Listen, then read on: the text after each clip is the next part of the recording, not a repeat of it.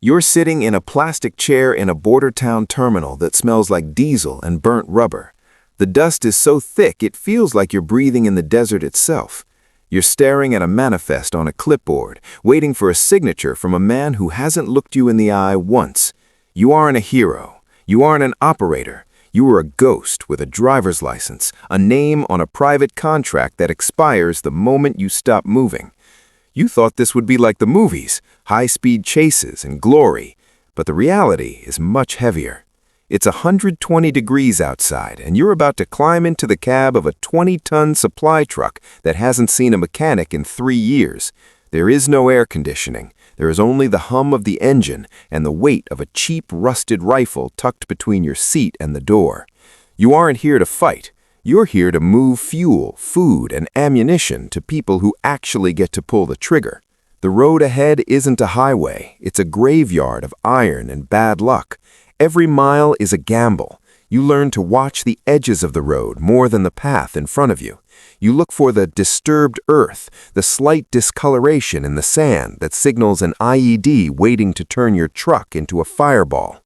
You learn the roadside taxes of the local gangs, men with mismatched camouflage and older versions of your own rifle who block the path and demand a cut of the cargo just to let you breathe for another 10 miles. The fear isn't just about the bullets, it's the mechanical breakdown. If a belt snaps or a tire blows in the middle of the wild, you are stranded in a place that doesn't recognize your passport or your humanity. You realize very quickly that you aren't just the help. In the eyes of the insurgents watching from the ridgeline, you are the most valuable thing on the road. You are the lifeline. You are the target. And the shift begins in your mind. You stop being a driver and start becoming a survivor. You've traded the steering wheel for a steel ring and a heavy machine gun. You aren't looking through a cracked windshield anymore. You're looking through a thermal optic and the heat haze of the desert floor. This is Level 2, the convoy guard. The move from the driver's seat to the turret is more than a change in position. It is a change in your soul. You are no longer the one being protected. You are the shield. Your world has shrunk to a 360-degree arc of fire and the constant mechanical rotation of the turret.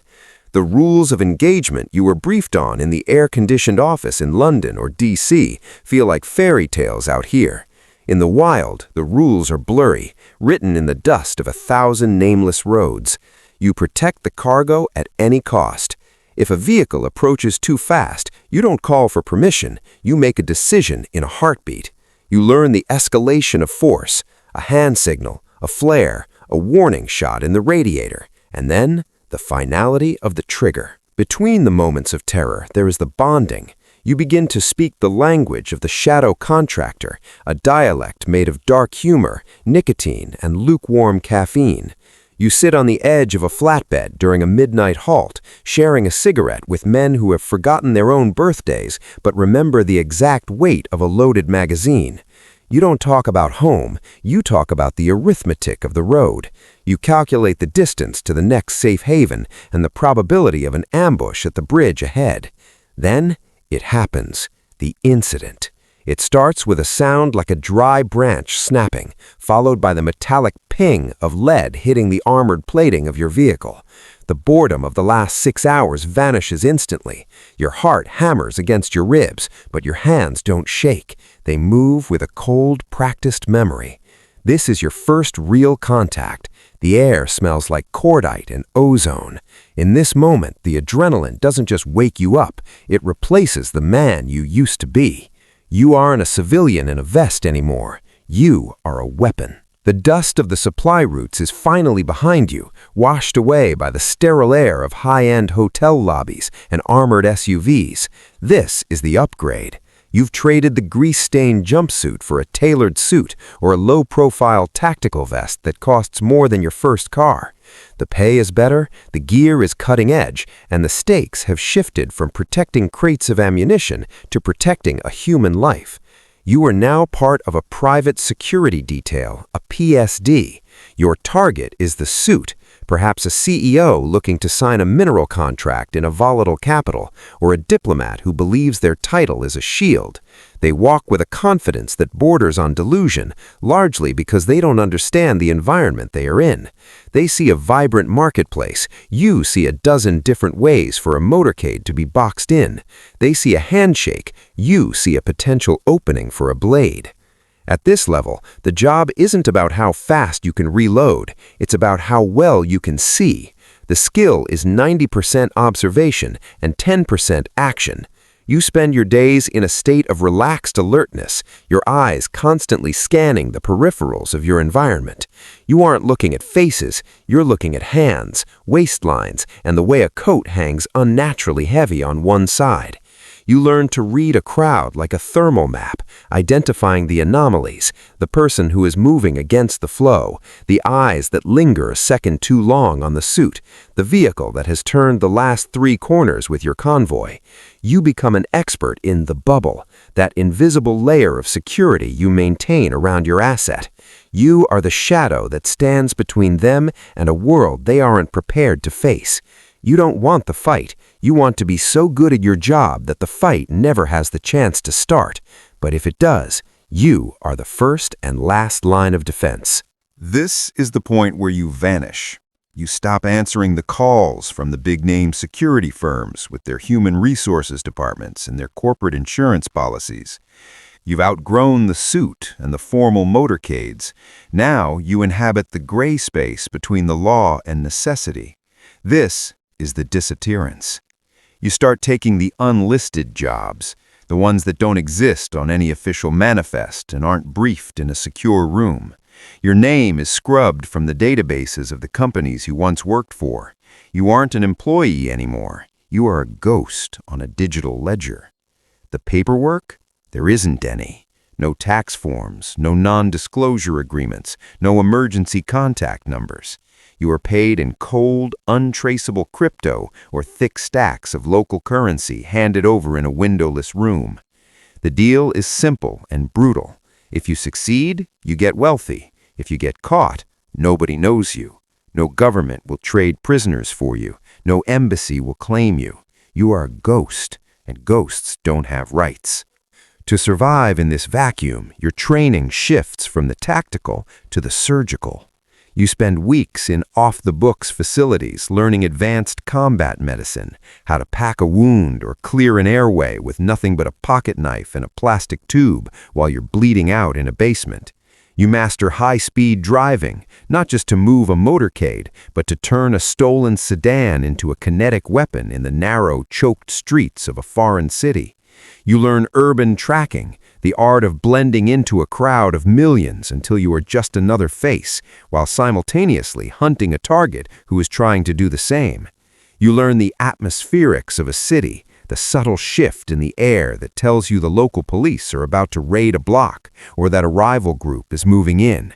You are no longer just a protector or a guard. You are an independent operator, a shadow in a world of light.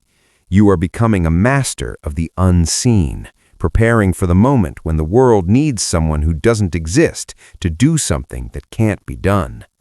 This is the apex. You are no longer lurking in the shadows. You are the one who reaches into the fire to pull something out. This is level 5, the extraction specialist. The mission is always the same, and it is always impossible.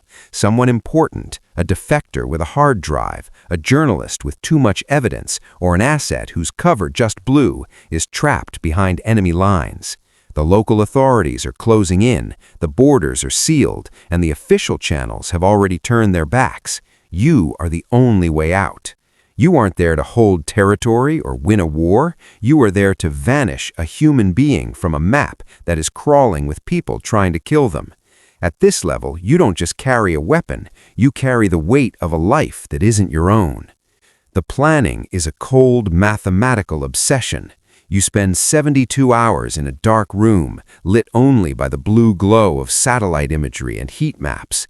You don't just look at the streets, you look at the local patterns, The timing of the police shifts, the flicker of the streetlights, the 3-minute window when the cargo trains block the main intersection. You memorize every alleyway, every rooftop, and every sewer grate until the city exists behind your eyelids. Then comes the execution, the in and out. It is a symphony of speed, silence, and when necessary, absolute violence of action. You don't fight through a building, you move through it like a ghost made of lead. You hit the target, you secure the asset, and you move before the first shell casing hits the floor. It is a blur of adrenaline and precision, where a 3-second delay means a lifetime in a foreign cage. But there is a moral cost to being the elite. You see the things the world isn't supposed to see, the black sites that don't appear on maps, the faces of men who have been forgotten by their own governments, and the raw, jagged edge of what humans do to each other when no one is watching. You realize that saving someone often means leaving someone else behind. You carry the screams of the city and the silence of the desert back home with you. You've reached the top of the ladder, but the air is thin and the view is stained with the secrets you can never tell. You are a specialist in extraction, but you're starting to wonder if there's anyone left who can extract you from the life you've built. You've reached the final floor, but there is no gold watch and no standing ovation. This is level 6, the ghost. You tell yourself you're retiring, that you're hanging up the vest and deleting the encrypted apps, but you quickly learn that in this world, you can't just quit. You don't leave the shadows stay in you. You carry a vulnerability map behind your eyes that never switches off. When you walk into a grocery store back home, you don't see aisles of food, you see exit points, blind spots in the security cameras, and the 3 people who look like they've seen combat. You check the underside of your car every morning out of habit, and you never sit with your back to a door. The silence of civilian life is the loudest thing you've ever heard, a constant reminder that you are a predator trying to live among the prey. Your legacy isn't written in history books or carved into stone. It's written in the spots you see when you look at a map of the world. You see a nameless valley in the Hindu Kush and remember the smell of a burning engine. You see a coastal city in North Africa and feel the phantom weight of an asset you carried for 3 miles through the rain. You see the coordinates where you left a piece of your humanity buried in a shallow grave or traded for a signature on a digital ledger. You are a collection of secrets that no one wants to hear and experiences that no one would believe. You are the invisible thread that kept the world from unraveling, but the world will never know your name. And that was always the deal. The conclusion is a quiet, rhythmic loop.